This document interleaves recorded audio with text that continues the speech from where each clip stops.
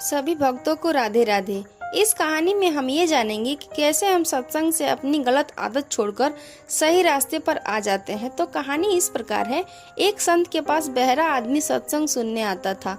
उनके कान नहीं थे पर वे नाड़ियों से जुड़े नहीं थे, एकदम बहरा था, एक शब्द भी नहीं सुन सकता था। किसी भी संत से कहा, बाबा जी वह जो वृद्ध बैठे हैं वह कथा सुनते सुनते हंसते तो हैं पर बहरे हैं। बाबा जी सोचने लगे, बहरा होगा तो कथा सुनता नहीं होगा, और कथा नहीं सुनता होगा तो रस नहीं आता होगा, रस नहीं आता होगा तो यहाँ बैठना भी नहीं चाहिए, उठकर चले जाना चाहिए, यह जाता भी नहीं है। बाबा जी ने इशारे से उस वृद्ध को अपने पास बुला लिया, सेवक से कागज कलम मंगवाया और लिख कर पूछा, तो तुम सत्संग में क्यों आते हो? उस वृद्ध ने लिखकर जवाब दिया, बाबा जी सुन तो नहीं सकता हूँ, लेकिन यह तो समझता हूँ कि ईश्वर प्राप्त महापुरुष जब बोलते हैं तो पहले परमात्मा में डुबकी मारते हैं। संसारी आदमी बोलता है तो उसकी वाणी मन व बुद्धि को छूकर आती है, लेकिन जब ब्रह्म ज्ञानी संत बोलते हैं तो उनकी वाणी आत्मा को छूकर आती है।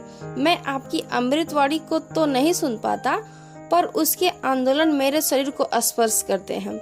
दूसरी बात, आपकी अमृत वाणी सुनने के लिए जो पुण्य आत्मा लोग आते हैं उनके बीच में बैठने का पुण्य भी मुझे प्राप्त होता है।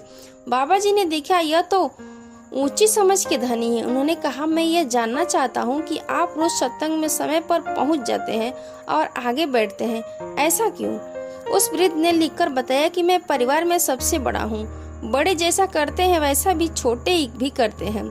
मैं सत्संग में आने लगा तो मेरा बड़ा लड़का भी इधर आने लगा। शुरुआत में कभी कभी मैं बहाना बनाकर उसे ले आता था, तो मैं उसे ले आया तो वह अपनी पत्नी को यहाँ ले आया, पत्नी बच्चों को ले आई। अब सारा कुटुंब को संस्कार मिल गए। ब्रह्म चर्चा आत्मज्ञान का सत्संग ऐसा है कि यह समझ में नहीं आए तो क्या, सुनाई नहीं देता है तो भी इसमें शामिल होने मात्र से इतना पुण्य होता है कि व्यक्ति के जन्मों जन्म के पाप तप मिलने लगते हैं, पूरे परिवार का कल्याण होने लगता है। फिर जो व्यक्ति श्रद्धा एवं एकाग्रता पूर्वक सुनकर इसका मनन कर उसके परम कल्याण में संशय ही क्या।